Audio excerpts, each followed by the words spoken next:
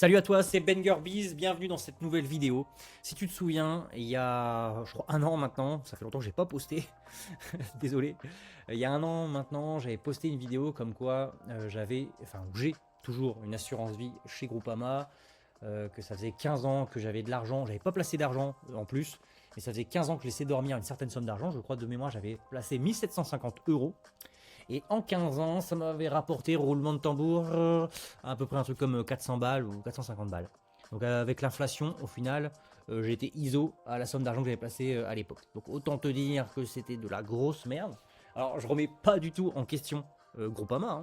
À l'époque, en plus, c'était le meilleur fonds euro qui existait sur le marché. Il n'y a pas de souci. C'est juste les placements, les décisions que moi j'ai prises. Ou en tout cas, les conseils qu'on m'a donnés à l'époque des fonds que j'ai pu choisir.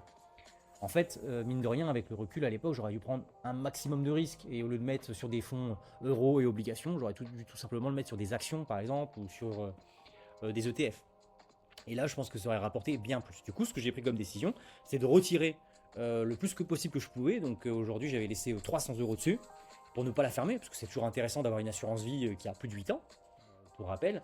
Et je t'expliquerai pourquoi dans une autre vidéo si tu veux. Donc cette assurance vie qui a 15 ans, je l'ai gardée, je l'ai mise de côté.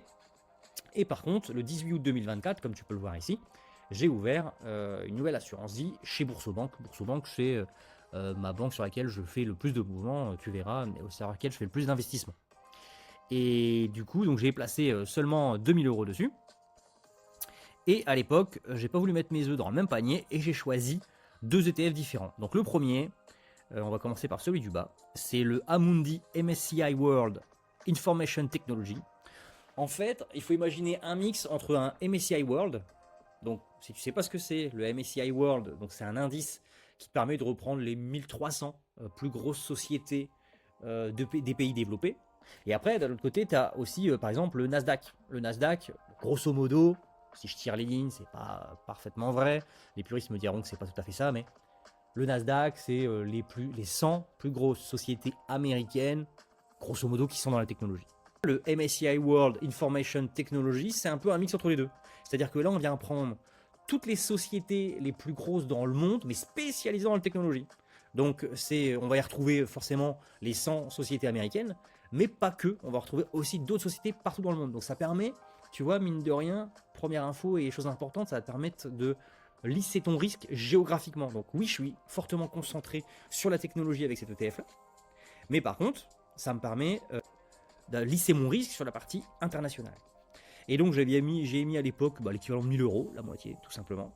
Et à date, hein, parce qu'au début, quand j'avais placé ces 2000 euros, j'avais perdu légèrement, parce qu'on avait vu un petit peu une baisse des semi-conducteurs à ce moment-là. Mais aujourd'hui, il a quand même pris quasiment 20%, donc j'ai gagné quasiment 200 balles. Enfin, gagné virtuellement, encore une fois je t'expliquerai, mais tant que je ne le vends pas, j'ai pas gagné. Et la deuxième ligne, c'est un iShares, donc cette fois-ci c'est BlackRock, c'est pas Amundi. Et c'est la même idée, un MSCI Global Semiconductor. Donc c'est exactement pareil.